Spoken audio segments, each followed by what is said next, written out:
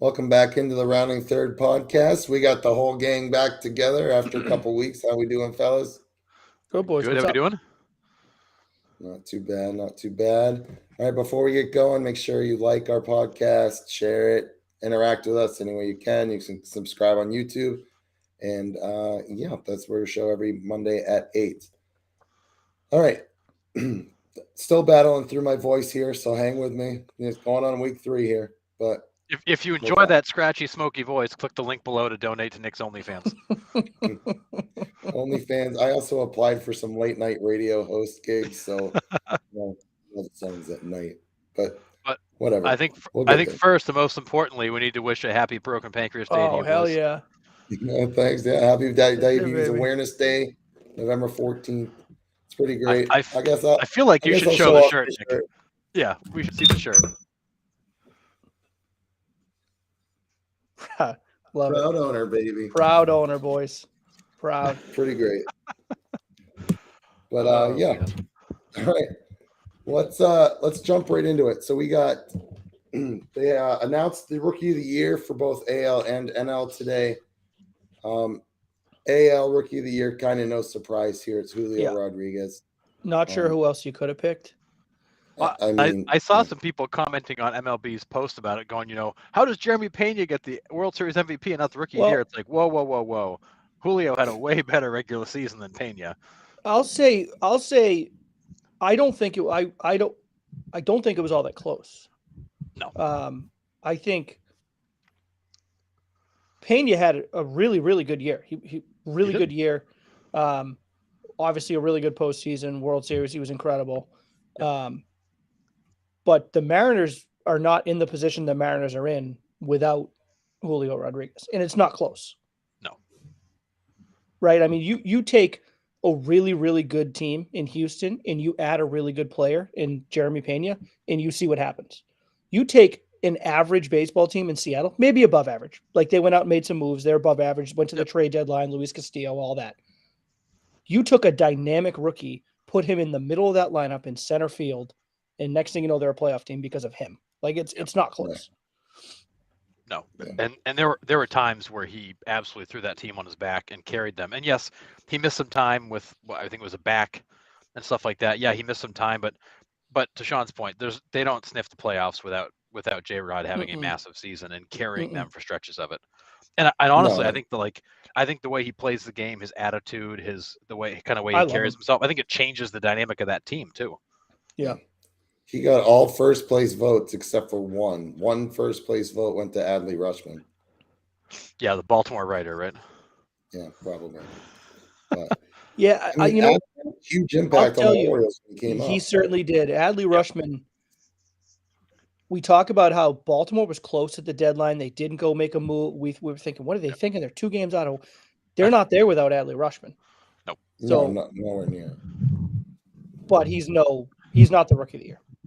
No, I mean, and I picked Rutschman for the AL Rookie of the Year in the preseason, but back in the spring, because I thought he'd be there for the whole year. But I think the snapshot you saw of him, he's going to absolutely be a force. But this was not his year; it was J-Rod's. Yeah, for sure, 1,000%. And then this one is kind of back and forth, kind of get it. But the NL Rookie of the Year was Michael Harris II. Personally, I thought Spencer Strider was going to get it, but I mean, I don't know Michael Harris's numbers off the top of my head.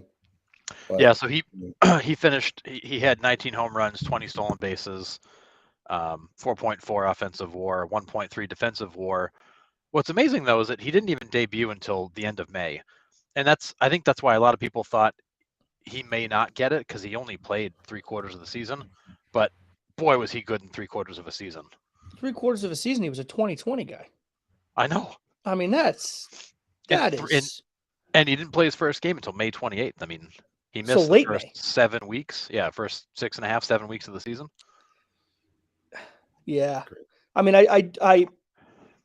I get that argument though that he let's say he didn't start till June, right? Like he didn't play till June, but the numbers you put up from June were just dominant rookie numbers. So I get that. Like I get both sides of it. I really do. Yep. I think what helped him is that really wasn't any other competition other than a starting pitcher, Right. which, when you only play one out of every 5 days, I'm not diminishing you by any stretch, but when you're a guy that goes out there for a team that, let's put it this way, they called him up late May. Pretty much from late May, the Braves played baseball at like a 116 winning percentage clip. Yeah. Games, projected games win. That's what I meant to say, right? So not only did they take the division from the Mets, but a big part of that was Michael Harris II coming up and just playing incredible baseball night in and night out. Like his call up coincided with them just playing incredible baseball. Spencer Strider was certainly part of it too. I'm fine with it because he's an everyday player, but I think those were your only two. There really wasn't many. There really wasn't other options. No, I mean, Michael Harris, the guy hit 297, 19 home runs, 20 stolen bases, 65 runs batted in, scored 75 runs, had 123 hits, only in 414 at bats. Those are really good numbers for a full season for an outfielder. As a rookie too. Right, as a rookie. Then you got Strider, who was 11-5, 2.67 ERA, struck out 202 guys in 131 innings pitched. Might have been one of the most dominant in baseball, but you're right. Strider started in the pen, came into the rotation about the same time that Michael Harris came on the scene. Those two guys absolutely launched that team back to where they should have been. And what's interesting is they're going to be the first teammates to finish 1-2 Rookie of the Year ever, which is a kind of a cool accomplishment. That's in the history of this game. That's crazy. Yeah. Yeah, that's nuts. I'm not sure what the Braves are doing, but I hope that Chaim Bloom is watching. For my own curiosity, who was third for National League? Let's see. I can look it up. I'm just being lazy. Maybe. Yeah, who was the other? I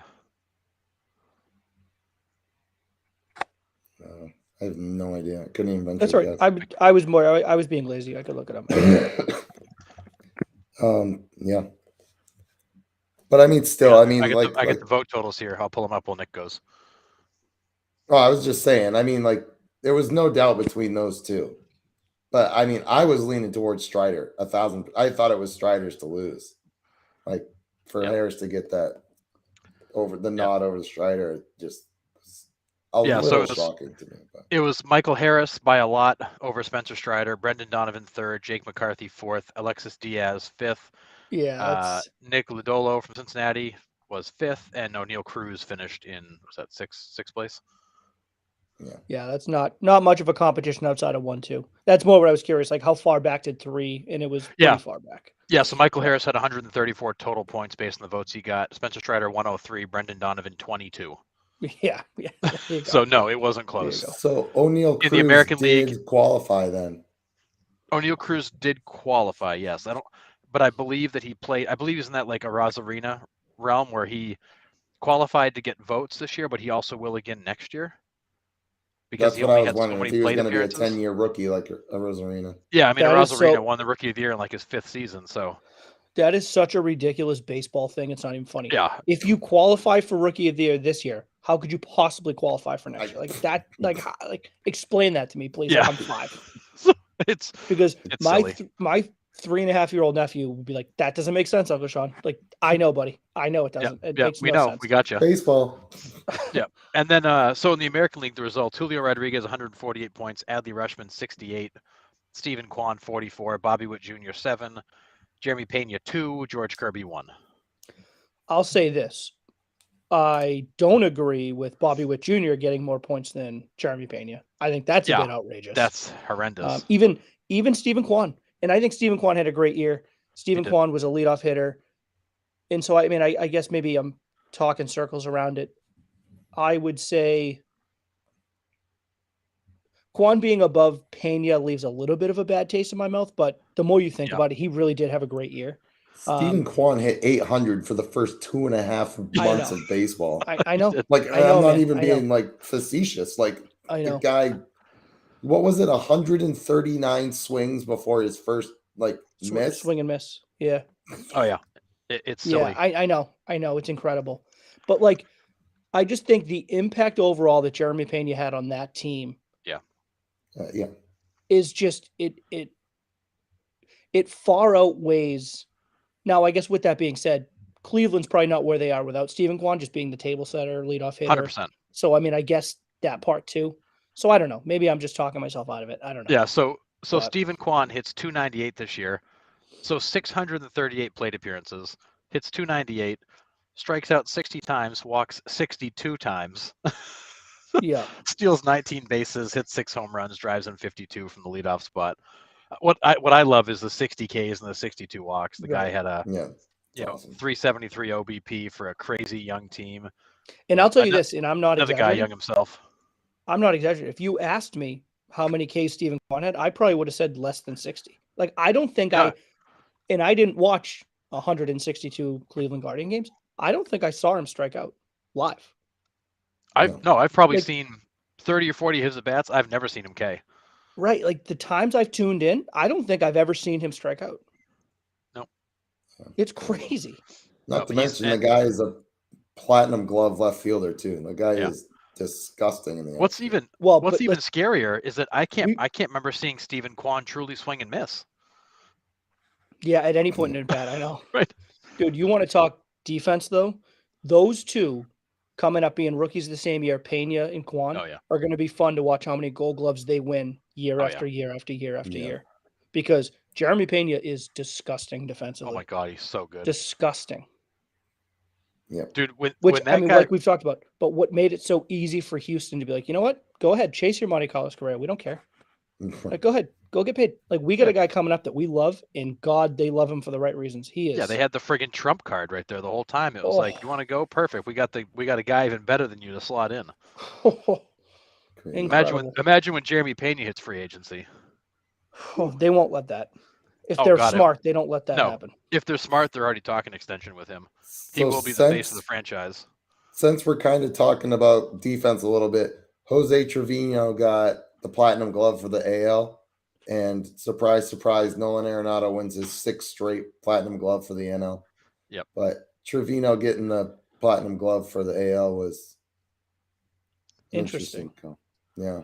Yeah, I mean he's unbelievably good behind the plate, but I look at the other guys that could have won, and I kind of go, is that your best choice? Like, Yeah. hard. I mean, it's hard to argue. The guy is absolutely amazing behind the plate. Better than Maldonado?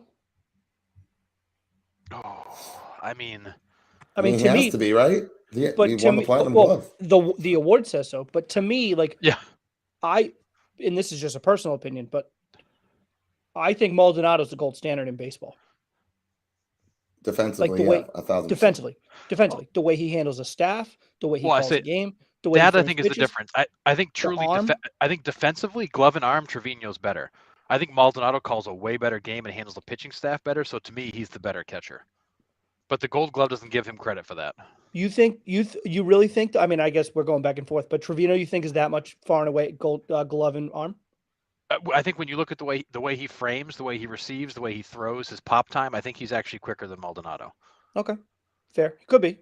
But, I mean, to me, but we're Maldonado, as arguing far as- over like fractions at this point. Like they're No, both yeah, so good. right. No, I know. But like what I was saying, I just think Maldonado to me is like gold standard of defensive catching. Maldonado, 100%. I think Trevino deserved the Gold Glove, but if I had Yep. to pick one of the two guys to build my team around as a catcher, I'm picking Maldonado. Yeah. Absolutely. All right. Let's move on to the other regular season awards that we think they're going to win. They're not out yet. Let's go Cy Young, AL, NL. Who wins this Cy Young? I mean, AL's got to be Verlander, right? I don't know. He's got to I be the think so, front too. runner. Yeah. I don't know. You know, Cease was close. He had a really good year, but I mean, for what McClanahan Verlander had a did, run for a little McClanahan bit, but had a run. But I would say Verlander. But so I you agree. got Cease, Manoah, and Verlander. I have a tough time No. thinking Manoah is going to get any real consideration there. And between Cease and Verlander, it's got to be Verlander, right? I think so. yeah, I do too. And Cease had a good year. Cease had He a real did good really year. good year. Yeah. But I think it's got to be Verlander. Then the NL. I think they put the finalists out. They did. So the NL finalists are Sandy Alcantara of the Marlins, Max Fried of the Braves, and Julio Urias of the Dodgers. Julio Wow. Urias was my preseason pick, but I think it's Alcantara's, right? I 100%. I think it's Alcantara. I don't know. That guy was absolutely nasty. I could see Fried with the way, and I know it's Alcantara deserves it. I mean, I think Fried Yeah. deserves it as well, but I think Alcantara deserves it. It should be his award. But I could see Fried getting it with the way this guy was nails all year long. Yep. All year long. And maybe he doesn't have the stats, the strikeout numbers, the numbers that kind of make you really like, holy moly, like open your eyes. But he was guaranteed every 5 days. You knew what you were going to get. Not just got a chance to win, but you had the advantage to win because Max Fried was on the mound. And it's, I don't know. I think he doesn't get, I don't think he gets enough credit for like being talked about in that like upper echelon of pitchers in the National League. I mean, I guess maybe he does because he's in the top for the Cy Young, but I feel like he doesn't get talked about. Like I feel like when you talk about pitchers in the National League, Max Fried isn't the guy that you're like, oh, Max Fried's on the mound, but he is unbelievable. Yeah. No, and I think the hard part is I think all three of these guys, look at the stats, they all should win it. They all have a really good case to win it. But I think a guy like Max Fried, because he's not a big time power pitcher, a guy like Sandy Alcantara gets all the attention because he throws a gazillion miles an hour and blows everybody away. Urias and Max Fried are not power guys like Alcantara is. So they're not sexy picks. But statistically, Urias was the best of the three. Fried was arguably number two, and Alcantara was arguably the third statistically. But Alcantara has that wow factor of the Ks and the flair and the power. Yeah, right. That I think he might get more credit for this than he statistically deserves, but he is absolutely a difference maker. Yeah. Oh, they're all difference makers. No doubt about that. Yeah. No doubt. Before we get into the MVP debate about manager of the year, the finalists for the AL were Service, Hyde, and Francona, right? Manager, Francona, Hyde, and Service. Yep. I'd give it to Brandon Hyde. I would too. I think Service is going to get it, and I'd be okay with that because I still think he did a wonderful job. We picked them to make the playoffs at the beginning of the year, and then they started off really slow, and they were kind of disjointed. And it was a team that we, even up until late May, we were going like, what's wrong with the Mariners? And then they just like Service kept them together, kept them calm, and then they kind of hit their stride. Like my vote, if I had a vote, would go for Brandon Hyde, but I wouldn't be upset at all if Service. And they dealt with some injuries too. Like Ty France was out for a big chunk of time. Mitch Haniger didn't have his first at bat till almost June. Yeah, and Winker was out most of the year. Like, I mean, and even when he played, he wasn't effective. I mean, he was kind of a black hole for a while. I'm actually gonna differ from you guys, and I would give my vote to Francona. I think the world of what Brandon Hyde did down there. Unfortunately, he didn't finish it off. Service, I feel like he got it last year. And that team really was expected to make it again this year. So I feel like that, although he did a hell of a job, I feel like that team was better than last year's team and they should have made it. But the Guardians I don't even think they were picked to finish third in the division in the preseason. The average age is 25. It's a bunch of kids. I think when you look at what Francona did with that roster, the guy deserves a lot of credit for getting them, getting him into the playoffs and really getting him through the first round. I mean, it's not like they just showed up and got booted. I mean, they actually made some noise. That's right. So I go Tito here. I love Tito, but I think what he did with the Guardians is insane to get that team there. I don't think there's a wrong answer for they're all AL great. Manager of the Year. Honestly, all three guys are very much deserving. Yeah, but I mean, Tito, what he did with that group, no joke, is pretty amazing. Yeah, it's a pretty impressive group of managers. Now, this one is an absolute joke. Dave Roberts. Dave Roberts got nominated for National League Manager of the Year. Stop it. Stop it right now. And Carlos Marmol was left off from the Cardinals. Get off it. What are we doing? This one to me might be the only no-brainer of the awards remaining. It has to be Buck. Snitker got there last year. He was supposed to get there again this year. Dave Roberts had the most expensive super team in baseball history. If they don't make the playoffs, he should be fired. And Buck Showalter turned around a franchise that was absolutely lost in one season. Granted, they went out and brought in some heavy duty artillery for him, but still, that team was culturally broken last year. Yeah, no, I mean, I think out of those three, I don't think it's that close. Nope. I think to Nick's point, I think it would have been closer if Marmol was on the list. Yeah. Because I Totally agree. think he did a wonderful job, phenomenal job. And even to that point, I think my three would be Buck, Marmol, and Snicker. why am I blanking? San Diego. Oh, Oh, Melvin. Melvin. Thank you, Melvin. Yeah, but that would have been the three Because I would have picked too. I think what he did in San Diego with the Tatis drama, with that team really not playing well out the gate, LA just playing disgusting baseball through June, and it's like, oh, the division's a runaway. We're not going to win the division, but it didn't matter. And then Tatis drama came out. They traded for Juan Soto. Juan Soto didn't play well when they first got him. He just kept them together.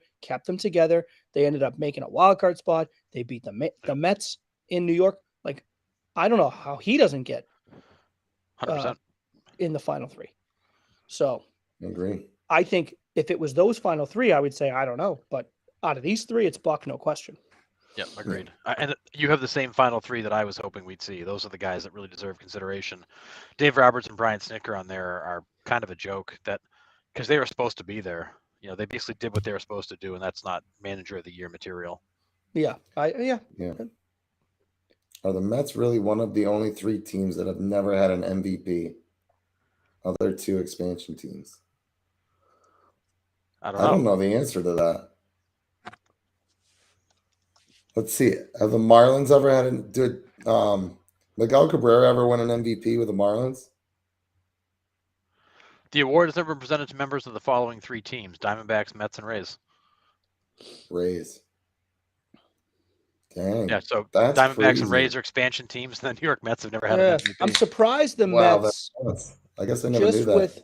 not to say the Mets have a great history, but like I'm just thinking like the 1 or 2 years that Dwight Gooden was just disgusting. Like he had like a Right. 1.1 ERA. Like you'd think that, maybe, but yeah, I guess I'm not totally shocked. Morgan makes a great point too. Rob Thompson in Philly. I mean, I don't know what the eligibility is to become manager of the year, but he got that team early. What was it, mid-May? Right? I think it was a little bit later than that, but I think it was later than that.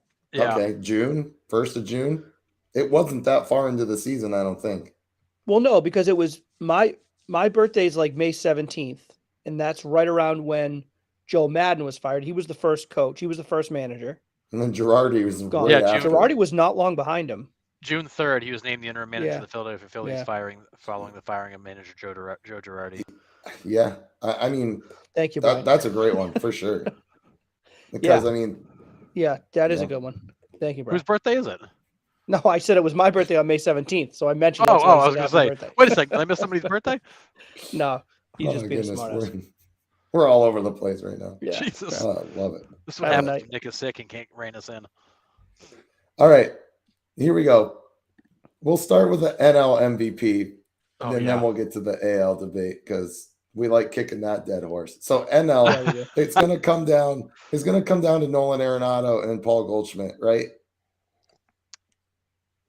It I feel should. like- Nolan Arenado had another 30 and 100 season I on know. top of a platinum glove, on top I of know. just being absolutely filthy at everything Listen. he does. I think it should be Arenado, kind of in a blowaway, to be honest. Like Yeah. I think he should probably get all the number one votes, but I think Manny Machado is going to get a lot of love.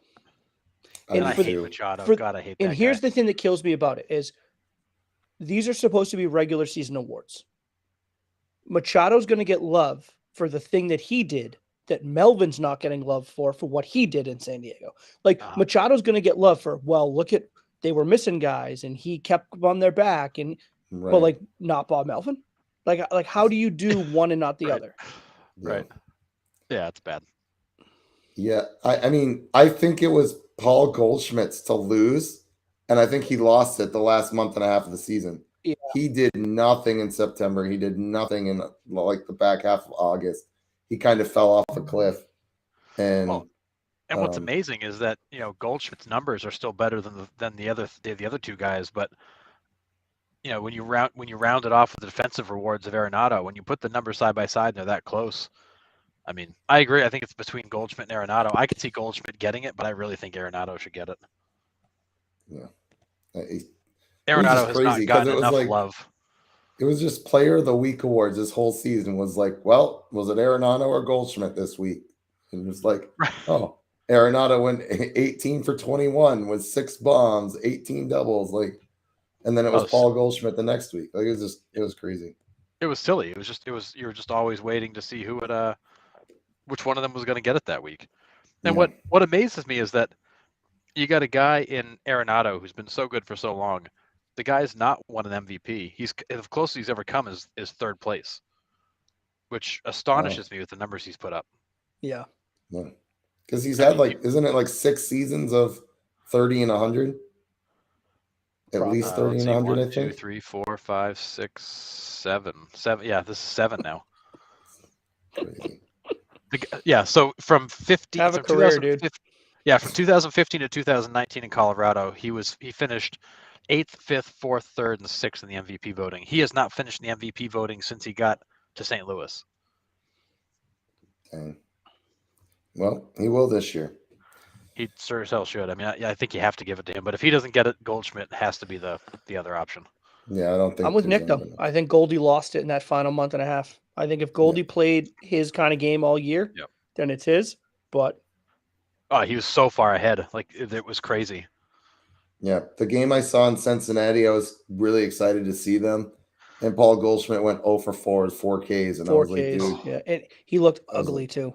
oh, it He was did bad. look good. Yeah, Like fastballs right down the pecker, and he was like swinging Mhm. through them, and I was like, eek. Yeah, he was way off. And Yeah. it looked like as they came down the stretch, it was almost like he was feeling some pressure or something. He was over swinging, he was pressing, he was chasing, which he never does. Yeah. All right, here it is. AL MVP. Brace I yourself. mean, Judge or Ohtani. Who's the third? Not that it really matters, but Alvarez from the Astros. oh well, okay. That poor bastard would be the MVP any other season, but these two guys absolutely nuked him. He is so good too. Yordan Alvarez might be one of the most underappreciated guys in baseball. So I don't know if you guys do you guys listen to Pardon My Take at all? Sometimes. So this was probably maybe a month or so ago.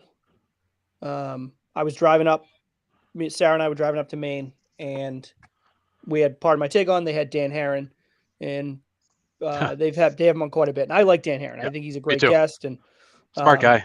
So he is. And so they were talking about Yordan Alvarez, and he was saying, because he still does some like consultant work out for like the Diamondbacks, and part of what he does for consultant is like kind of scouting future opponents in the next few weeks. Right. And Dan Herron said it's not even close. The most difficult hitter that he scouts for is Yordan Alvarez. He goes, and it's not close. Like, he hits everything. He's on every breaking ball. He's on every fastball. He's inside the zone. He's outside the zone. He's at the letters. He's down at the knees. Like, there's no weakness and there's no like clear weak spot in his swing where you can attack. Holes. None. You can't, like, there's nothing to attack. Like, the hope when you're putting the scouting report together, the hope is that like he just misses them.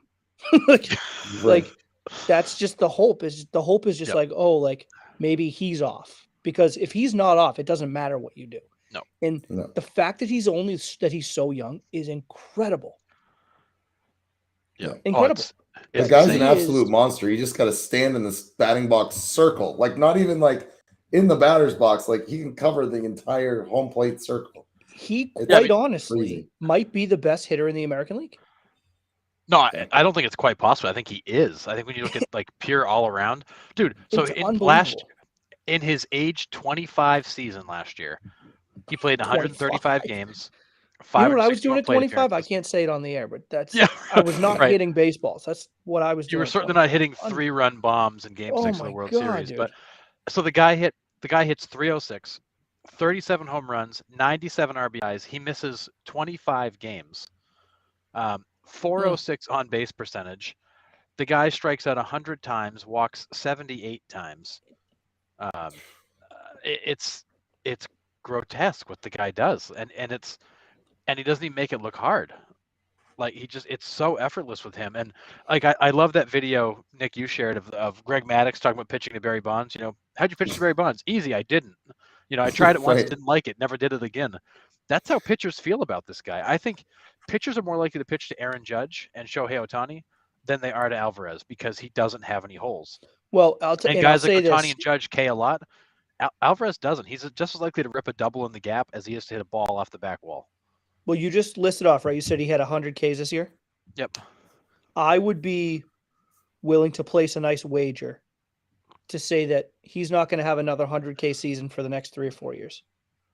Because I think with pitchers approaching him, pitching around, and his knowledge of the strike zone and his ability to hit anything, like, I don't think he's going to have another 100K season for quite a while, which is saying something considering where this game's going. Yeah. Right. So in 21, at the age of 24, he had 145 Ks in 145 games, basically one per game. One a game. Yeah. Yeah. 2022, his age 25 season, 135 games, 106 Ks. And his batting average went up 30 points and his OBP went up 60 points. The guy keeps getting better. That's the scary part. He's only 25 years old. He's only going to get better. Oh, it's so good. I mean, I love watching him hit. Yeah. Yeah. Morgan says Judge is MVP. Ohtani should get 0 votes. Can't be MVP when your team's 30 games below 500. And Trout's season was ridiculous. We've talked about that the last couple weeks. Guy missed 40 games and still hit 40 bombs. Dude, which is incredible. Took a quarter of the season off, won a Silver Slugger, and hit 40 bombs. I mean, it's just not right. He's got to be the only one in history to have that kind of 40-40 season. Jesus God, it has to be, right? Crazy. It's missed 40 games, hit 40 bombs. I mean, I've beat the dead. I mean, to me, it's Judge, and it's not close. And I don't know why. Like I guess, and this is kind of like the way my brain gets when like I don't know why it's so hard for people to wrap their head around that what Aaron Judge did this year is historical. Yep. Like when people talk about record books, they talk about DiMaggio's hit streak, they talk about Hank Aaron's home runs, they talk about Roger Maris's 61, and then they're going to talk about Aaron Judge. Like we're talking history. History. How can we talk about history and then give someone else the MVP? Like, how does that make any sense? Yeah. The guy led 10 offensive categories in MLB, not even the AL. It MLB. Doesn't make sense.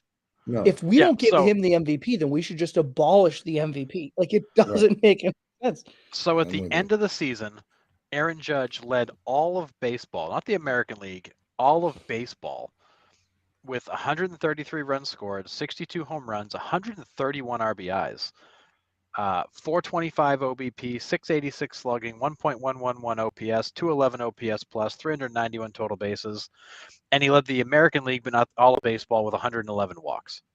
Right. So he Guy led hit 311. I mean, he had 8 led all of baseball, and then the additional one led the American League. Yeah. And you're going to sit there and tell me that a guy, because he throws hard and hits a lot of home runs, is a more valuable player than what Aaron Judge is. That's what you're about to tell me. I like explain it to me like I'm 3 because it makes no sense. I'm with you. I think it's Judge, and I think it's a runaway. It has to be a runaway. I think it has to be. I mean, and the thing that kills me is he's probably going to win it, and it won't be a runaway, and I'm going to be pissed. Yeah. Actually, because it's going to be close. My feeling is because Ohtani had a good September, he's going to end up winning this thing because people are going to be enamored by the fact he finished the season well with 3 wins in September and a couple of home runs in the last week, and people are going to remember that last. That will kill me if Ohtani wins. All respect to Ohtani, he had a great season. He's doing really amazing things at both sides of the field, on the plate, at the mound. But Aaron Judge just came off an absolute historic season. And you can't downplay that for a guy who also pitches. You just can't. See, I think the Ohtani guys are like, well, he won the MVP last year, and he had a better season this year. So, like, but it's okay. But we're just right. I know it doesn't matter. Like, right, the competition matters. Guys that are pro Ohtani are saying is that because he had a better. You gave him the MVP last year, and he had a better year this year. You have to give it to him again. Like, Okay, no, you so don't. the Patriots won 11 games in 2000 whatever and won the Super Bowl. So they won 13 games this year. So you just give them the Super Bowl? Like, that's not how it works. It's a completely different season. He's going up against completely different competition. Like, you can't just base it off of the year before. Right. No, and Outrageous. it just isn't. And I think that everybody's enamored by the fact that Ohtani's doing something baseball's never seen before, which was normal 100 years ago. But you can't ignore the fact this guy absolutely carried the Yankees to the playoffs, and Ohtani had a really great season for a team that sucked either way. Yep. Yeah. And arguably, and I heard this the other day and I kind of laughed, arguably, he's not even the best player on his own team. So Right. there's that side of it too. Yeah, I know.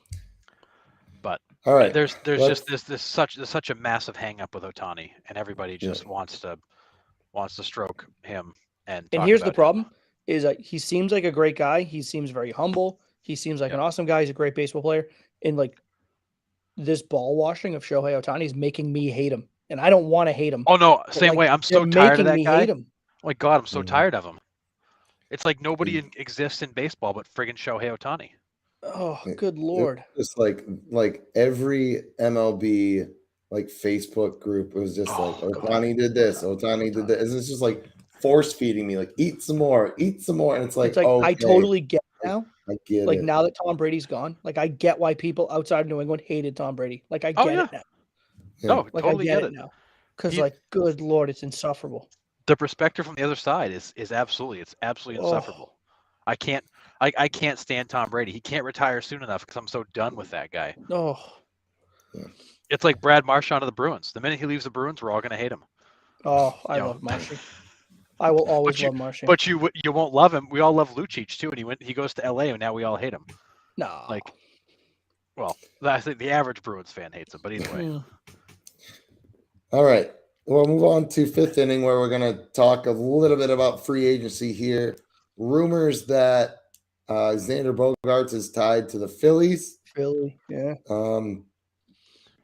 They just got reports that the Astros are looking at picking up Anthony Rizzo. They're interested. To put him and where? the Cubs are also in on one of the shortstops, is the report. So interesting. I think Correa could end up in Chicago. We actually thought that was going to be a landing spot for him last year. Right. I think everybody thought he'd go there. He'd be kind of the piece they build around. Oh, Brian, welcome to the club. Brian said he just started hating Cam Neely. Welcome to the club, my friend. I loved Cam Neely till he went to the front office. And then it was like, nope. Oh, if you want to get on a separate pod with me, we just bash Cam Neely for an hour a week. I'm fine. Oh, Jesus. But yeah, so I mean, kind of some moving pieces here, or some rumors. Anyways. So you've had Trey Turner and now Bogaerts both rumored to Philadelphia. You've also had Bogaerts connected to the Cardinals. And Trey Turner's also been connected to the Mariners, last I heard too, which I found surprising. I would love Turner to go to Seattle and Bogaerts to go to St. Louis. That would be I mean, Philly has Bryson Stott. It depends on how they feel you know what I mean? Like how comfortable they are with Bryson Stott. I would love to see Trey Turner in Seattle. Yeah. What I find interesting though, at the top of that order. What I find interesting though is that there's been no rumors of any of those shortstops to the Dodgers, the Yankees, or the Red Sox. Also, 3 teams that would benefit from one of them. Red Sox are out. Red Sox are moving Trevor Story to short, and they're going to shop for a second baseman. Well, and there's been a lot of rumors about Gene Segura being connected to the Red Sox. I think that's the route they're going to go. I think they're going to move Story to short. Yep. And get a Gene Segura, or there's a couple other people that works only if you also re-sign Devers. If you don't do that and the other moves, I don't get it. You got Adam Frazier's available. You have Cesar Hernandez. Those are your top free agents at second base. Justin Turner, Brandon Drury, Jace Peterson. Jace Peterson could play second base. But I mean, I'm with Yeah. Harrison. I think the options are there, and I think, and I as much as the Red Sox fans love Bogarts, and I'm one of them. I think it would be much easier received if it's like, all right, but Devers is our guy. Like, we're going to sign Devers. We're going to make that a priority. Devers here long term. He's going to retire a Red Sox. Like, we're going to make it work. I think Red Sox Nation honestly would accept that fairly well. If you don't do that, if Bogarts goes to Philly, Seattle, St. Louis, wherever, and then Devers is gone the next year, there might be a legitimate riot. And rightfully so. Rightfully so. Yeah, And because rightfully then you're so. going to have Devers walk away next year too, and you're completely rebuilding, and it makes no sense. Right. Yeah. Right. And Morgan nailed it. Jason Hayward, he could absolutely be maybe he's just a late bloomer. But can I just say, when Jason Hayward came up, I thought he was going to be like the next big thing in the outfield, and that guy Yeah. just never materialized in what he's His supposed to first be. at bat in the pros in his hometown ballpark was a 2-run dinger that just landed like last night. That thing was hammered. Yeah, he will forever be the So he's got biggest one tease. career home run. Yeah, Cool. he will forever be the biggest tease of my baseball life. I agree. I'm just saying, I always look. We talk about first impressions. Is you only get one shot at a first impression, right? Yep. I watched that game in my dorm room in college. My first impression of Jason Hayward is that he is a Hall of Famer. So now 100%. every time I see him, I'm just like, oh, he's having an off day. Like he's having a bad night. He'll be fine. He's had an off day for like 8 years now. Doesn't matter. Doesn't matter in my brain. He's having an off night. That was me with Jermaine Dye, because Jermaine Dye did the same thing for the Atlanta Braves. Oh, Came my up, hits an God. absolute moonshot in his first at bat, and then just sucked. But Yeah, just doesn't guy matter. that He might be a gonna worse so hitter than good. JB Day, but it doesn't matter because in my brain, he's in Cooperstown, baby. Well, he came up with Atlanta, and he was the next big thing, and then Yep. He was a he never hometown team. turned He was into from anything. that area. It was Oh, incredible Jesus. story. oh man, worse hitter than JBJ Morgan? I don't know about that, but I mean, No, but it's pretty bad. He's been pretty bad. I would take quite some Hayward time. over JBJ at the plate. Oh, But- in the field. Well, I don't know about in the field. JBJ. Yeah. I mean, Hayward's a good fielder. He is. Hayward's quite a good fielder, but I'd still take JBJ in the field. What a rotation that was back in the days. Goodness gracious. All got traded. God, those guys were so good. And Barry Zito with that curveball that broke about 11 feet. He started the thing at the press box, and it came all the way back down. Yeah, insane. Unreal.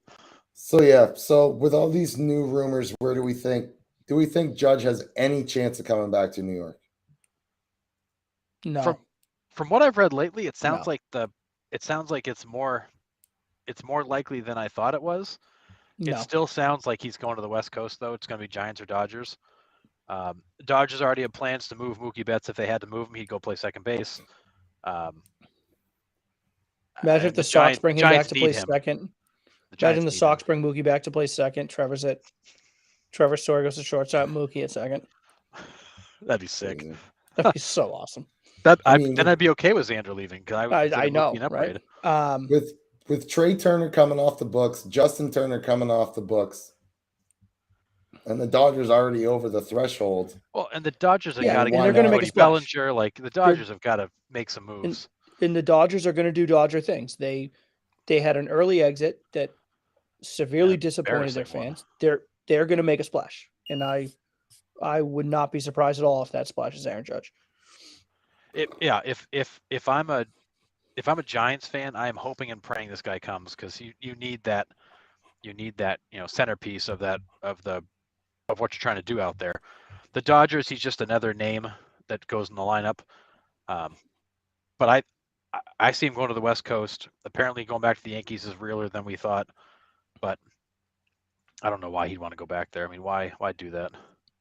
The culture there is just like, I don't know. I don't know why you'd want to be a part of that. Honestly. Yeah, I think the Yanks are going to have some real questions to answer. I mean, we've talked about it the whole year that we've done this show. It's like the Yankees' problem has never been lack of talent. Right. Like they've never struggled to put a talented baseball team on the field outside of when they just have major injuries. But like the roster's always good. The problem is culture. The problem is manager. The problem is getting these guys on the same page. It's playing winning team baseball. You know, the whole thing that we get into every week. Like, that's the problem with the Yankees. And I'm with you. If I'm Aaron Judge, why am I going back to that? Like, I did it. Yeah, that Like, place I is came lost. I came up in it. I tried to take the lead. I tried to be the guy. Like, I put my time in. Right. Like, I can go make similar money, if not more money, on the West Coast where I'm from. I guess the Play- Yankees selling point right now is like, well, look at all these guys that were lifetime Yankees, like Jeter, like DiMaggio, like Mantle. Like, you could be one of the Yankee legends. You know, Mhm. like that's All their three- selling point. All three of those guys were part of teams that were dominant teams that won World Series. Yeah, absolutely. And if I'm Aaron Judge, I'm going, where's the team around me to help me win a World Series? Yep. You give me that team and I might think about it. But you're just Right. you're putting it all on my shoulders and I'm done with it. Right. I wouldn't do it at all. Yeah, No, like where's I my don't- Tino Martinez? Where's my Bernie Williams? Where's my Paul O'Neill? Where's my Yeah, Jorge where's my- Posada? Where's my Andy Pettit? If you stroll out Garrett Cole one more time in a game that fucking matters, and I know he pitched well the last time, but that, you know, good Lord, give me a guy that's going to let his nuts drop when it matters in the playoffs. And Garrett Cole's just not that guy. No. Yeah, he's gonna put him No. right on the table and show him to his opponent and actually It's perform. just it's Can't do it. like that organization's just lost. They keep signing big name guys that put up regular season stats. They're not cohesive. They don't play well together. They get to the playoffs, they get smoked. It's the same song and dance over and over again. When in the meantime, you got teams like, you know, the Giants or even the Dodgers are the same way. They rolled out a big ass lineup this year and got smoked. Yeah. You know, the Giants had that run last year, but it was a bunch of guys just playing together. You know, you've had a lot of teams that have won World Series lately that were not as talented, but just played better together. like I think a Giants lineup similar to what you had last year. Like, obviously lineups have turnover and change, but a Giants lineup from, let's say, 2 years ago, last year, you put Judge in the middle of that, that's an entirely different ball club. An entirely different ball club that competes for the division. They compete in the playoffs. Like, to me, if I'm Judge and that's my hometown, easy number one on my list. Yeah. Yeah, absolutely. Yeah, I mean, Aaron Judge he's been in the league 7 seasons with the Yankees. Hasn't won a World Series with the Yankees. I think he's been to one ALCS with the Yankees in 7 years. I think that And guy's this was looking the to go win first year he somewhere. was like on the field for all 162. Yeah, well, I mean, that's a Well, he that's the played thing with Judge, though. played 148 and 21, 157 and 22, 155 and 17, and then he Alright, had a so couple he's- of years where he so- It's pretty He's decent. durable then. So he's more durable than he. For some reason, 18 I was thinking he was hurt like all the time. 18 and 19 he missed. He only played 112 and 18, 102 and 19. He missed a chunk of the 2020 season, but who cares? All right, so, you know, better than I thought. For the last few years, he's been fine. But Yeah, it was 18 and Yeah. 19. He got stung pretty hard by the injuries. But it's so fun. The funny thing is, in 2018, he played 112 games, finished 12th in the MVP voting. I mean, come on. either way, when these pieces start dropping, it's gonna be fun to see where these guys end up because It will. I mean, you hear this Jacob deGrom really wants Texas. I mean, Yeah. imagine him at the Rangers. That'd be incredible. That'd be huge. I heard. If I hear one more rumor of DeGrom to the Red Sox, I'm gonna blow up whatever website that is because we do not need another part-time ace. I think the we talk about Jacob deGrom. I think the Mets. I heard a thing. The Mets are Tyler Glasnow, inquiring about Tyler Glasnow. that'd be crazy. So Guy's got Interesting. he's got good stuff when he's healthy. But he's coming off. Is he off Tommy John? who Glasnow? Yeah, Well, he's coming back. right. I But think he he was. He had one start. I think he ended the year with. I think Oh, he had one right. start, He came back at the end of Yeah. the year. They brought Yeah, him I back think he to had see what he one. had. but I don't think he. I only think he made one Yeah, so he appeared twice, 6 total innings. twice. Okay. Pitched 1 point, had 1.35 ERA and 6 innings over 2 starts. They're short. Gotcha. Well, yeah. Either way, it's gonna be pretty awesome. I can't wait. It's gonna be interesting to see which shortstop goes first because they're gonna set the market, right? Well, No they matter are, who it is, they're gonna Yeah. set the market. and this is where that kind of game of chicken comes into play. It's none of these guys wants to sign first, but somebody's going to have to. So at what point does somebody bite the bullet and take a big offer? And then you Right. got that, then you got the second wave that'll happen. But then you also have a ton of, you've got a lot of really good pieces out there. The Brandon Nimmo's of the world, the Carlos Rodon. That's a guy that So that's who absolutely I makes want. a difference to a pitching staff. That's who I want in Boston. Like that's my God, yeah. if the Sox are going to go, if you're going to go get starting pitching, which you certainly need, to me he's my number one target. He was 1000%. awesome his last year in Chicago. He was awesome this year in San Francisco. That's who I want. Yep. Yeah, and one guy that I feel like is getting way too much attention is Andrew Benintendi. I love Benny, but he's getting there's a lot of talk about where he's going to end up, and I don't know that he's that big a difference maker. I don't think he's a big piece to somebody. He's a good outfielder, and I don't think he's a difference maker. I think he's a good ball player. I think he could be a difference maker in the right locker room with a right team that needs one or two pieces. Like I think Benny could be that guy. I don't think he's a guy you're going to go like, oh, I'm going to sign him and build my team around him. Yeah, okay. But I think depending on where he goes, I really do. I mean, the Sox, I think he would fit really well back in Boston. Yeah. Yeah, he fell off so hard in 19 I know. and 20. I know. But I loved him. I've always loved Benny. I've been a huge fan of what Benintendi. he does I think defensively. he's a great outfielder. With what he does defensively and who he is at the plate, like he's a guy that could fit right into this lineup. He's going to play every day. He's going to get his at-bats. He is what he is. Yeah. Like he's not going to win you an MVP. No. Right? And that's fine. And you don't need him to win an MVP. But he's consistent. He's a good base runner. He's a tough out. I know he goes through streaks, but by and large, I think he's an above average hitter. He's going to give you some decent power. He's going to drive in runs, and he's going to play Gold Glove defense. Yeah, and he really seemed to get his mojo back when he got to Kansas City. Like he had a good 2021, a really good start to 22 when he got traded, and then of course he missed a bunch of time injured. But with New York, yeah. Yeah, I mean he did not play very well in New York, but he was hurt for most of it. But he's a name I keep seeing pop up as kind of a big free agent. I'm like, well, I mean, I think he's a nice piece. I think it'd be a good piece for somebody to add, but yeah, he's not a cornerstone player. He's not. No, and I put like a Jock Peterson in that same group. There's a lot of attention on him, and I don't know why. I mean, Jock quietly had a pretty decent season in San Francisco. He did. I mean, a guy that was kind of left for dead a couple of years ago, and I guess a guy who's followed a similar path to Benintendi, got in the league, had a really good few years, fell off hard for a couple, and kind of found his mojo again over the last couple, and maybe there's a resurrection there, and but all right, we're gonna move on. Yeah, Miguel Tejada set the market. Yeah, he set the market with a massive deal, though. Whew. Yeah, and wasn't he like 52 when he signed that? Said he was 36. Something like that. Yeah. All right. All I know is that that Javi Baez, I think, is poisoned the shortstop well a little bit after the season he had in the contract he signed. Probably. He's a cautionary tale. Yeah. All right.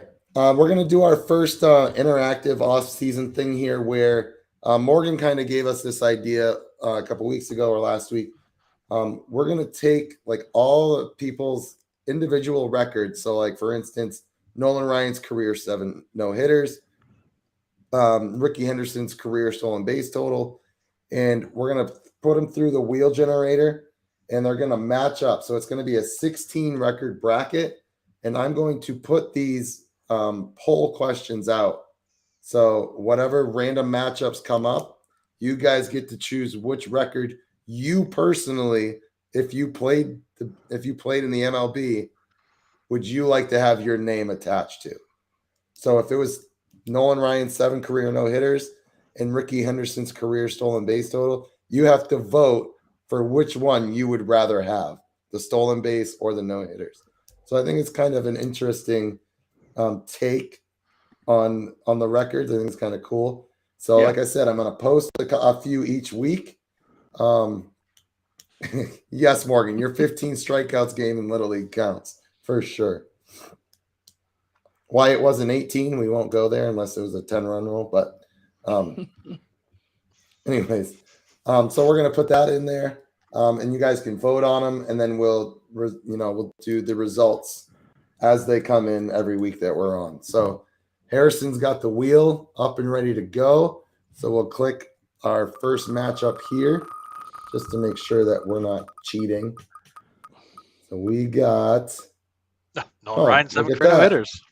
Nolan Ryan, 7 no-nos against. I'm gonna crap my pants if it's Ricky Henderson. That would be awesome if it was. Here it is. Oh, interesting. Nolan against Nolan. I like it. Nolan 383 Wow. Ks in a season. That's a really crappy first matchup. Okay. I like them both. Well, it's random. That's why I would do it. Random. All right, we got Joe DiMaggio. 56. I got to tell you, boys, I think that one would win it for me overall. The whole thing. That's a really tough one. Holy The cow! hit 56 streak. hitting I mean, streaks insane. that's incredible. Oh, this the one, I mean, if this, home run record. one of these is going out. That's amazing to think one of these is going to get a first round boot.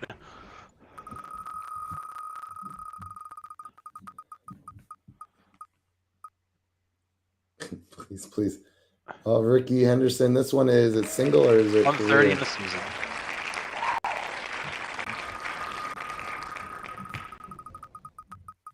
So Ricky 130 bases in 1 year, dude, is insane. Against Ichiro single season hit record. Yep, the Ichiro.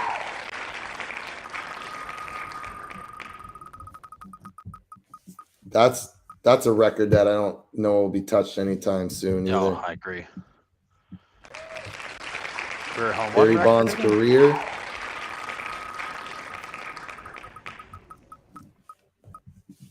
Against Oh, Greg Maddux, 18 gold gloves. I think that's kind of.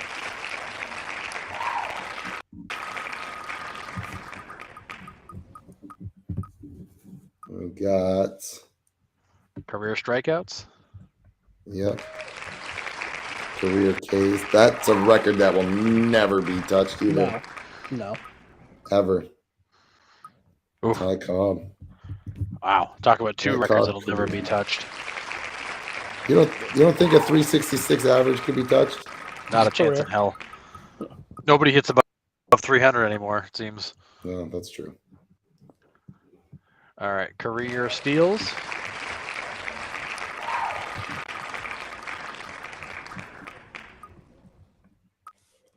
Against 62 saves a Francisco season. save record. K-Rod single saves. 62. That's crazy too. Hack Wilson's RBIs. We were talking about, Brian, the consecutive games played for Cal Ripken. That was we had to pick 16. That was kind of on the list of ones we were talking about too. Yeah, unfortunately, we could have gone down a lot of paths and Yeah, had a I mean, gazillion yeah. records to Right. career RBIs. What's it going to And be? then it's Really? going to be these two. So Pete Rose career hits versus Cy Young career wins.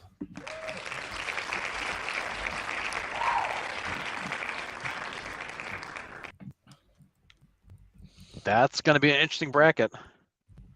I was teasing Nick before we started. I said, "Do you want to go over wins or quality starts?" And Right. I mean, kind of looking back, the consecutive games definitely probably should have been put in there. I mean, that's a pretty ridiculous one. yeah, I mean, that's but it's I would not a I would almost performance say stat though. You know what I mean? Like he just showed up every day. no. Like Who? oh Ted no, I Williams? thought you meant the Cal games Ripken. for Cal Ripken. Okay. Sorry, I was talking about the 84. Yeah, my steak. bad. Oh, wrong- well, different that Which one's is- ridiculous too. That's almost. I don't want to say more impressive than 56 game hit streak because that's let's call it 30 more games. Yeah. Like walks are included. I get that, but 84 straight games reaching base. That's incredible. Yeah, we intentionally left war out so we couldn't turn that into a war. Right? Goodness gracious. Everybody, I don't know why everybody hates war. War is a magnificent metric. Well, I think to me, I was so slow coming onto it, and I still don't love it, but like at least I feel like I understand what it is. But I feel like people that love it, they use war and then discount everything else. I think it should be used within the context of what you're Correct. talking It about. has to be. Yeah. Like if you're talking about somebody's career, then like war should be part of the conversation, but not the entire thing. Right. And I think people that love the statistic use it as like, well, look at the war. It's like, all right, yeah, but can we talk about other things Right.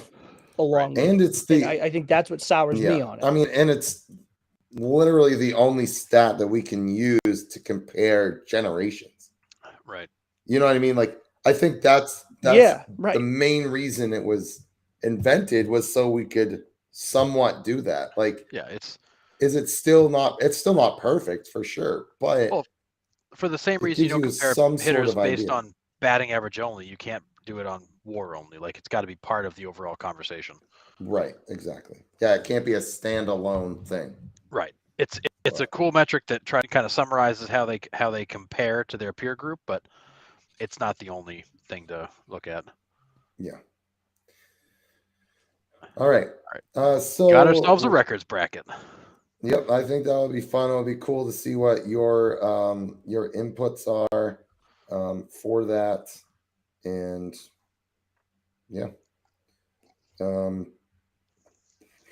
goodness, I am trying. Here we go. All right, so we'll move on to rounding third, where I put out what do you think the best ballpark food is.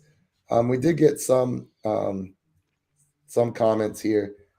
Mark Tuden says Target Field, there's a spot in the outfield that makes fresh donuts and you buy them like right out of the oil. And he said it's the best donut he's ever had. Sure. And then tell the guys celebrating Broken Pancreas The two Day about diabetics, donuts out of the fryer.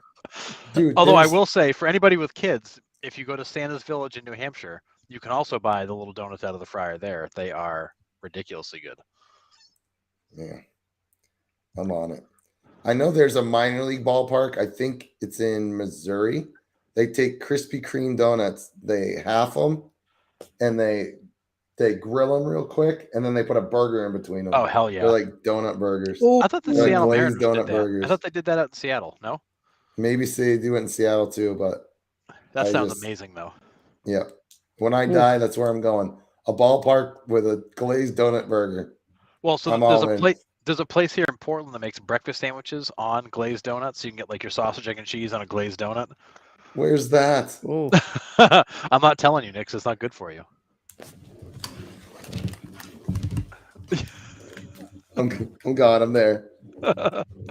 Oh man. Uh, And then Henry the Roast and Nick Fanning both said sausage with pepper and onions. love I it. mean, that's your typical ballpark food, right? I mean, But it has to have the golden spicy mustard on it, or it's no bueno. Has to. yeah, I'm a spicy mustard guy myself. But yeah, I'm with you. Do you guys have a favorite, a go-to? The sausage one probably for me. Sausage. I'm not a big onions guy, so like if they can go a little light on the onions, maybe heavy on the peppers, I'm fine with that. Hot dogs, obviously. Yeah.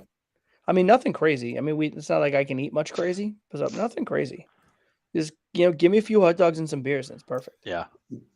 Dude, the Cleveland Guardians had $1 hot dog. I think I told you guys they had $1 I know. hot dog night, dude. They're like limit 6, and I go, "Is this for the whole game?" They're like, "No, just each trip." And I go, Good. I'll be So I back. can just bring 6 back to my seat and come get 6 more. And they're like, "Yes." Perfect. But Yeah, I've always been a more traditional guy. I like a hot dog. I like a cold beer, and I like a sausage with peppers and onions. I've been to some ballparks that have some crazy food, the weird burgers and the bizarre fried stuff, and I just to me that's not baseball food. Like it's got to be easy to hold in my hands, sitting outside, but yeah. super simple. Morgan, the ice cream out of the souvenir helmet Oh is a yeah, must. It's an absolute must. well, and anybody Absolutely. that's a Sea Dogs fan, you have to have the Sea Dogs biscuit, the 2 chocolate chip cookies with the ice cream in the middle. That's a requirement of Yeah. any game. I saw in Cincinnati they actually put the nachos in like a bigger helmet, and Oh, I like that. nice. yeah, it was like legit. But by the time you got down to the bottom, dude, like the chips, you're taking them out and they're like floppy. Yeah, I'm like, yeah. yeah, No problem. yeah, right. Give me No a problem. fork. They're I'm just not scared. Not a Yeah. problem. Not a problem. so good. Just scraping it out of the helmet, bring it Goodness. No problem. All right. in. All right, so we're gonna head home here. Got a few loose ends to tie up. Justin Verlander opted out. Does he end up back in Houston? Does he go somewhere? Does he go to Philly? No, Yeah, I would have said beginning of the year, I would have said like he's either retiring or staying in Houston. But he had really like a hell of a year. Probably going to win the Cy Young. Won a World Series. Like he just bought himself a Yeah. contract. If he wants to go somewhere for a couple of years, he's going to get And offers. Kate Upton So gave him the okay. I don't know. Yeah, I know. Unlike Giselle, she actually supports him returning. Yep. I don't know. I would like to see him go back to Houston just because there's just something about him that seems to fit. Yeah. The uniform seems to fit the ballpark, seems to fit that team overall. But if he goes to get a bag, then I support it. Go for it. Like he's earned it. Yeah. The Tampa Bay Rays declined Kevin Kiermaier's option, and he's a free agent now. I find that Is- interesting. Oh, he was awful last year. He though. was pretty bad. He was awful. Yeah. I mean, defensively, he's kind of like your JBJ, right? I mean, he Yeah. hits Yeah, but we sub just 170 right, and but I was gonna say we just went through that for all those years. Do you want that again? well, no, I'm not saying I'm bringing him to No, Boston. I know that. I'm just saying, I'm saying, but from that Yeah. point of view, like if you're I wouldn't want that as a fan of any right. team. It's frustrating. It is frustrating. It's And while we're on the topic of the Tampa Bay Rays, the Pirates traded for G-Man Choi. So G-Man Choi is a Pittsburgh Pirate. What are the Pirates doing? what was that trade? I don't even know. I think it was a bag of baseballs, but I just saw that G-Man Choi went to Pittsburgh. Interesting, but Yeah. Okay. it was. I don't even know the other names that the Pirates sent. I think it was like O'Neill Cruz and Brian Reynolds or something like that. Imagine. That would be like the biggest fleecing ever. Right? That'd be such a Um, that would be such a Pittsburgh thing to do too. The Dodgers didn't pick up Justin Turner's option either. So Justin No. Turner's Right. also a free agent. He's another one of those guys who was like amazing 2-3 years ago and has kind of had a steady decline. But always comes on during the playoffs usually. Mhm. Like guys just Yeah, he basically there. takes the season off and plays awesome in October. Yeah. And then since we're on Morgan's. the topic. Yeah, they Yeah. haven't released them yet, right? Aren't they No. going to release them soon? Did they announce Supposed that they're to. going to release them soon? I think it was within the next month or so. I November could be wrong. 18th. November 18th. Yeah. Yep. So end of the week. Few days. Can't wait to see how ugly those things are. I Yeah, hope it's like they- the 90s Taco Bell uniforms like the San Diego Padres had for their. No, I have high hopes. I think it has potential to be cool. Yeah, I have high hopes. Did they say if they're changing the colors or anything? Or are they I don't keeping think them so. the same Minnesota like Yeah, I red, don't think navy they change blue? the colors. No. Just I'm hoping they're just gonna the new go- look. I think they're gonna. I not think. I hope. I hope they're gonna go back to a little bit kind of like the Kirby Puckets, like maybe like a new look on like the old '90s Yeah. like pinstripes, that kind of like block lettering. That's what I'm hoping. I could be way off base, but that's what I would like to see. Yeah, those were pretty sweet. Then Kershaw is nearing a deal with the Dodgers. They said it's like 1 year, around 20 million, possibly 19 to 20 million. I don't know if that's official yet, but I know that's what they were talking. Yep. Um, It's like a lifetime achievement award at this point. They're just going to keep bringing him back for 1 year at a time until he doesn't want to do it anymore. Yep, exactly. And then there's the Contemporary Hall of Fame ballot came out. And on this contemporary list is Roger Clemens, Albert Bell, Don Mattingly, Fred McGriff, Dale Murphy, Rafael Palmeiro, Curt Schilling, and Barry Bonds. So they have another shot to get into the hall here. Out of that list, who do we think gets it? I'll just say a name. You guys give me yes or no. Barry Bonds. Nope. Yeah. Oh, wait, we're saying, will he get in or should he get in? Do we think? Should he get in? Oh, okay. Yeah. Sorry. Should he get in? Yeah. Yes. Roger Clemens. Yes. Albert Bell. No. Yeah. Okay. Don Mattingly. I don't think so. No. I don't know. No. He doesn't blow I love my Donnie spot up. Baseball, but I don't know. Fred McGriff. No. I want to, but no. But I I mean, won't. 493 career home runs. His defensive videos should be in the Hall of Fame. They I are. love Fred. I love Fred. I love the crime dog. I love him. Dale Murphy. Another guy that I kind of go. I love that from Morgan. I hope they try to put him in and he declines because it's a sympathy vote. I would love that. I love it. Oh, what a move. That'd be so good. What a He's move. like, nah, I'm good. I'm all set, guys. See ya. That'd be sick. Dale Murphy, I'm gonna go with no, but that's one that He was maybe. like the best player in the league during his time for like 7 or 8 years. He was. It's Hard part was back. He was playing in that era where the game didn't have a lot of like superpower talent. Right. Rafael Palmeiro. Yes. Oh God, no. Yes. He's 503,000, I isn't he? Yep. Is he 3,000 hits or no? No, I know I he's think 500 just shy. homers. I think he's just shy. Rafi Palmeiro, because of the defense too, probably should be in there. Yep. Curt Schilling. Yes. Well, actually, Yeah. I'm gonna go no. I don't think he's a Hall of Famer. Curt Schilling is the Really? Kurt Warner of Major League Baseball. Like, it's the postseason is what people think That's it. gets him. Like, Kurt Warner was an average quarterback, but he had great postseason numbers. So it's like Curt Schilling's kind of like the same way. Like, Yeah, but he's I an don't ass, know. and I really don't like him. So no. Statistically, I don't think he's a Hall of Famer. I think he's at the low end of kind of acceptable, but I think because of who he is, I think it's a no. Yeah. We were kind of on the fence about him anyways to get in, but We were. I don't know. I say yes. I think Curt Schilling was a dominant enough pitcher during his career, even in the regular season, Yeah. where he deserves to get in. That's Well, that's fine. you're wrong, but that's fine. Yeah, well, what else is new? I mean, it's hard. Like he's one of those guys who I feel like is on the edge. 216 career wins, 3.46 ERA.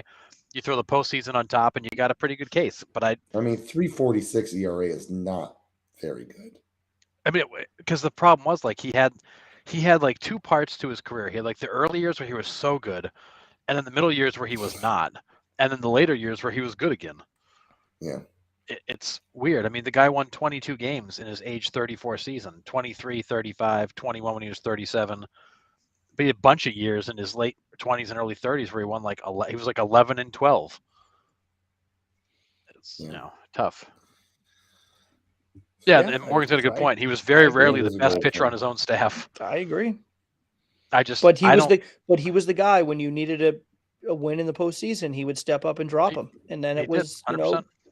I mean, he was the guy in Philly, wasn't he? Who else pitched while. with him in Philly?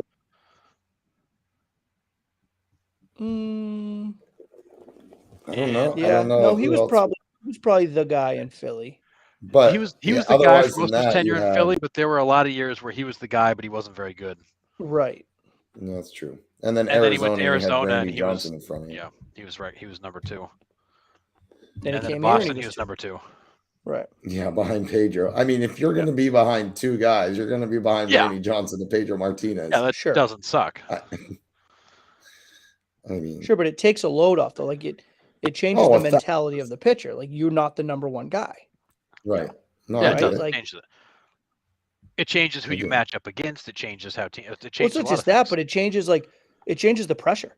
Like the pressure in Arizona was all on Randy Johnson. Oh yeah, The Yep. pressure in Boston was all on Pedro, especially after 2003. and Randy Like Johnson Curt was Schilling- so good in Arizona.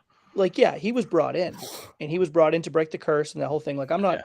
necessarily dumping on Curt Schilling, but Curt No. Schilling was not the guy that the Red Sox had to go to all year long. Like that was Pedro's role. Correct. Like so, it to me it changes everything about it. Well, then in that time frame, you Fair. had guys like Derek Lowe and Tim Wakefield that chewed up a bunch of innings, gave you a bunch of good wins. Like, he was not the guy. They weren't riding him.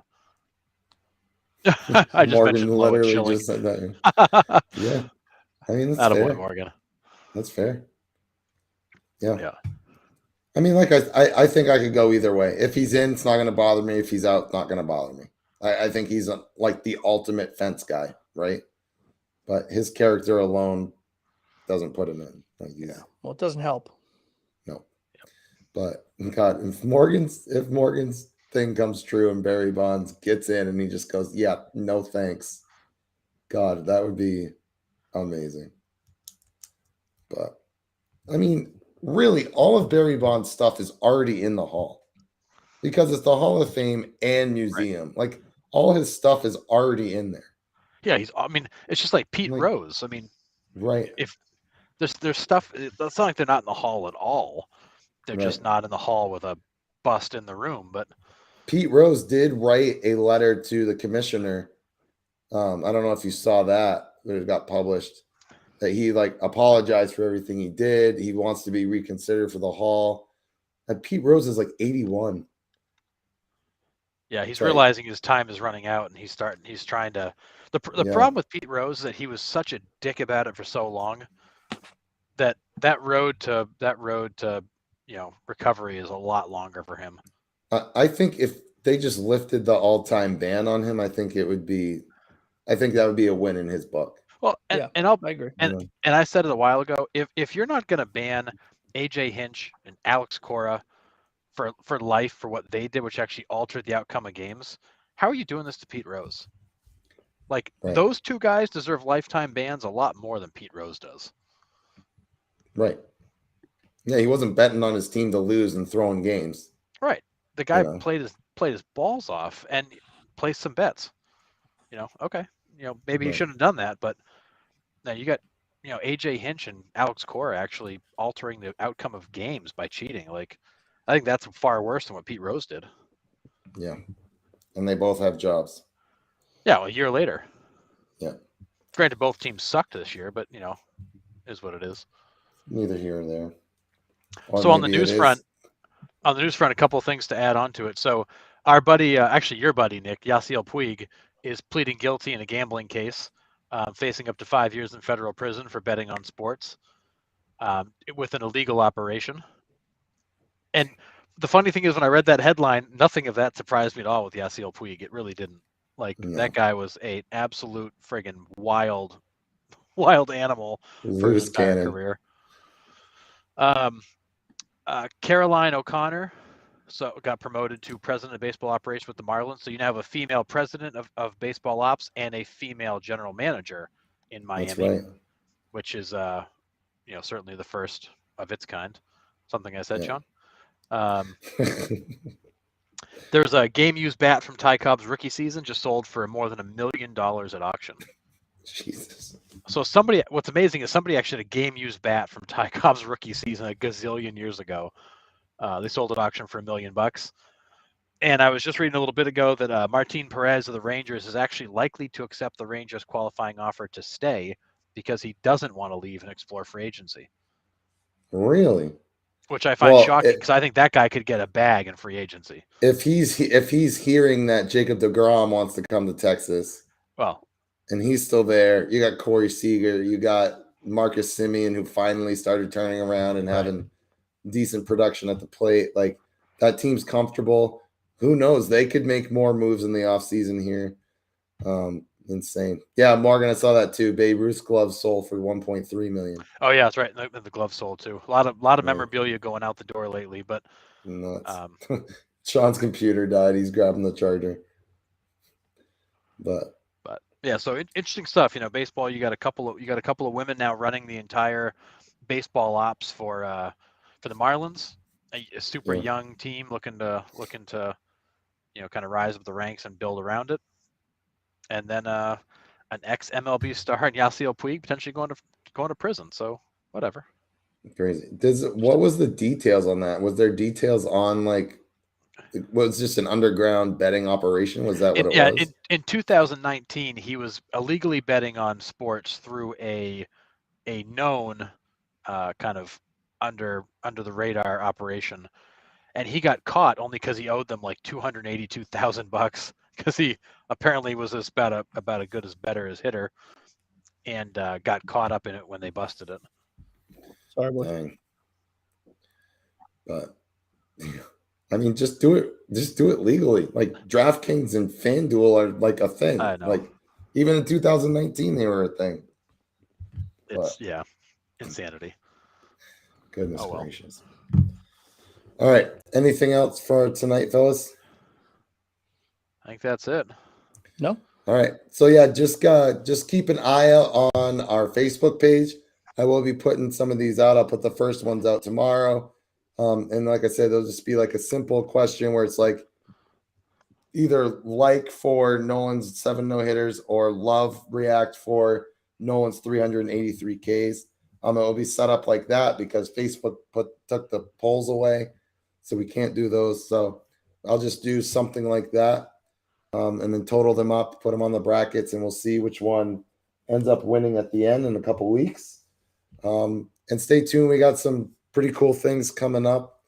We'll have some guests on, and we'll be doing some pretty cool things. So just stick with us in the off season, and the hot stove is going to be cooking here pretty soon with winter meetings. What, December 9th, December 10th, usually? Yeah, coming up here in a couple weeks. Around that time. The nice thing is, at least we know we got baseball next year, so we can start planning for it. Absolutely. So, yeah, just like, subscribe, follow us, share, whatever you do. And we will see you all next Monday at 8.